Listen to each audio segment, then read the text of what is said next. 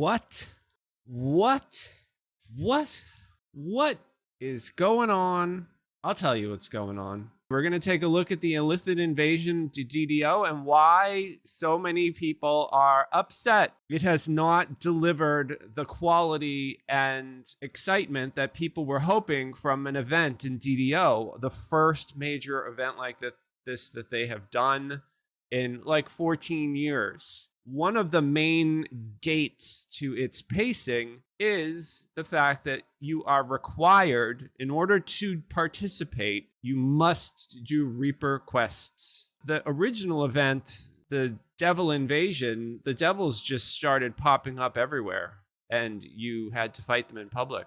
I thought Mind Flayers appearing amongst the NPCs of the city and randomly eating people's brains. And I was kind of hoping for partial seromorphosis, event drops, unique cosmetics, unique pieces of gear, unique food, unique drinks, maybe even a unique mount. But we're getting none of that because all of it is gated behind this mechanic where you must go into a Reaper quest. You must locate a specific location, unlock the illithid that is there, as the event's been out for over 24 hours. I streamed live on Twitch yesterday more than once, and I was not able to find a single illithid, and I streamed for over 3 hours. It was just me running Reaper quests and not finding anything. It made me feel like this was just some sort of a PR move just to get people to play the game. So we're going to take a look at one of the threads on the DDO forum. Poster posted that they are profoundly disappointed that the event is limited to people who play Reaper. And that is a great point because a lot of players in the game are free to play. A lot of people don't sub, and a lot of people don't really do a lot of Reaper questing. That's just the way it is. But the point is to have an event that is only able to be unlocked. Now, we don't know about the Extreme Challenge dungeons. They may be able to be done on normal difficulty, although the word Extreme Challenge means that they probably are going to be difficult even if you do them on normal. So the post goes on. The difficulty of the champions, the psionic thralls, is also very difficult. So if you run across any of those champions, they hit really hard. Apparently they are showing up in quests that are hard difficulty and up. Next poster says it's a group effort to unlock the new dungeons. If you don't want to play, you still get the dungeons after the Reaper players open them. These quests are Extreme Challenge meant for endgame. The event is not to unlock the endgame quests. If you aren't an in-game player, then you're not missing out on anything. But what I found during my play yesterday, and I went to go into one of the quests, I was too high at level 32 to get into the quest because you can only do Reaper quests in a certain little bracket. You know, you have to be within 4 levels of the quest. There's only a 4-level split with Reaper in heroics. And so I was not able to get into the quest. There was another quest that people said it was a level 3 quest, the quest that's out in the Cerulean Hills. I would have had to have switched to a level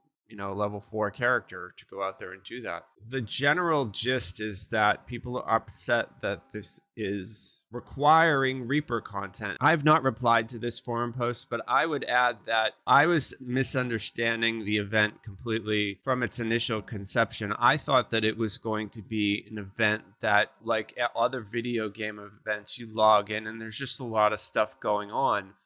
I didn't realize that it was just going to be limited to us questing and finding key unlocks within Reaper quests. From my perspective, I'm sort of disappointed that Mind Flayers aren't appearing randomly and eating NPCs' brains, and that we don't have the ability to just ride around and fight these nautiloids that are appearing randomly all over the Eberron and the Forgotten Realms. I don't like, it's not my preferred gameplay to have to go and check every corner in Waterworks. I've done Waterworks as an example like 45 million times in my life. To be forced to go into every little nook and cranny of it just to unlock. Why can't the illithids just do what normal invaders would do and just land in the middle of the marketplace? How is it? What I want to know is the narrative, because as a writer, this sort of stuff matters to me. What is it that made these illithids hide out in the most obscure location in these quests? It's not like they're popping up. We didn't find a Mind Flayer colony below Eberron. The event should have taken us to a Mind Flayer colony off in a separate event location where there are event NPCs and event turn-ins and Mind Flayers that are good and Mind Flayers that are trying to eat our brains. And we can get little Mind Flayer pets, and we can get a Mind Flayer mount, and we could get a Mind Flayer set of wings, whatever. That, to me, that would have been the kind of event that I wanted. All content, meaning the heroics version, can spawn them too. Spawns have been reported in some heroic quests only. So, I mean, apparently what this says to me is that any quest can harbor one of these illithids that are hiding out. But again, I want to push it back and say, what is the narrative? What's the story that's driving these illithids being hidden in the most obscure depths of the dungeons? These nautiloids, they don't crash land and the illithids get out and they hide. The invasion is not subtle. If you watch the opening of Baldur's Gate 3, that nautiloid destroys half of that area of the town and sucks up 95 NPCs that are then on the ship, and they are implanted with tadpoles. Okay, not so bad then. It's a bummer if you aren't running Legendary Reaper. I don't mind playing vicariously in this person watching StreamTom by making it a Reaper only event, or at least the unlock for the event Reaper only is that it encourages only the people who want to play Reaper.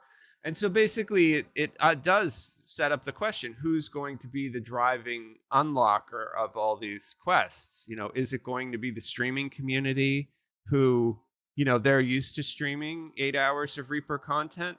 Or is this an event for the main community of DDO? I usually play Reaper when I play the game, but that doesn't mean that that's in any way what should be normal. And this person brings up a great point. Most likely be excluded. Nobody is getting to see these special mobs. So I did 2 streams yesterday. I did not see one.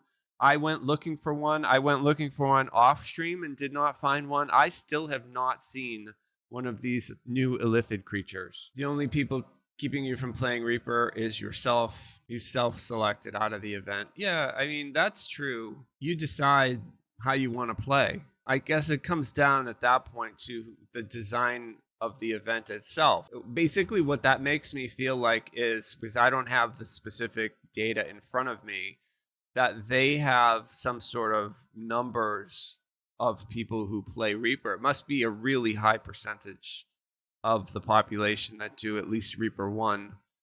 So maybe they feel like, you know, because that is a 75% of the population, that 75% would drive the event and carry the other 25% who don't do Reaper through the initial unlocking. And then once the 4 quests were unlocked, all of the population then could get in. If only we could shoot ballista at the invading airships, that would be a fantastic. 3 Barrel Cove, they have these ballistas that you can shoot at the pirate ships. Yeah, I mean, I'm surprised. It's really interesting because that technology exists in GDO. They could have used that. They could have made a quest where you have to shoot one of these invading nautiloids down with a ballista and then fight off the invading mind flayers. Yeah, and there are a lot of people who are complaining, saying that they do play Reaper, but that they don't like the idea that the quest is forcing it to be. The idea is casual, free to play. Are they being excluded from this event? Is this event just set up for the elite of the game who already have 40 past lives and who are running R10s every day? They designed this event, right? They designed it. They sat down in a room with a whiteboard and came up with how they wanted to structure the event. Lord of the Rings Online has some of the best events that I've seen in video games. So they have people working for SSG that are very good at designing these events. If you look at the events in Lord of the Rings Online, it's unbelievable how good, how fun some of those events are.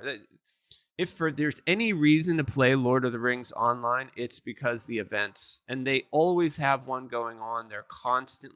There's something to do, and they include everyone. There's always something to do for everyone. This person saying that they targeted it to uber elite and that it excludes casual players. Well, I agree with that. Nautiloids are floating over Stormreach, but there's no way to interact with them. It is a creative way to introduce a new pack. What do you guys think? Are you guys playing over in DDO? Are you playing the event? Have you played the event? Have you done the new dungeon? Are you enjoying it? Is it everything that you hoped it would be? Me personally, I was hoping that it would be a different sort of event. I've already sort of run down what I thought would be cool. I think it would have been better had they made it a little bit where we had illithids appearing in all of the major areas of the game, the public areas, eating the brains of random NPCs. And I would have wanted them to have made like a Fred-like NPC for us, or maybe it actually could have even been Fred, since he is our local friendly